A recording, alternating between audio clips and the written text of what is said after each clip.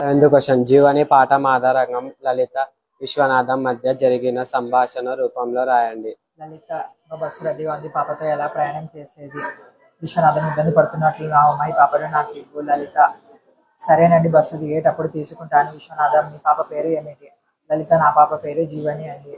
విశ్వనాథం ఎక్కడి నుండి వస్తున్నావమ్మా? లలిత పాపకు టీకా వేయించడం కోసం ఆసుపత్రికి వెళ్ళి వస్తున్నాను. నేను దిగవలసిన స్టేజ్ వచ్చింది. పాపను పట్టుకున్నందుకు ధన్యవాదాలు సార్. విశ్వనాథం పర్వాలేదమ్మా, పద, నేను కూడా ఇంటి దాకా వస్తాను. నాకు కూడా ఇలాంటి ప్రత్యేక అవసరాలున్న ప్రమోదిని అనే పాప ఉంది. లలిత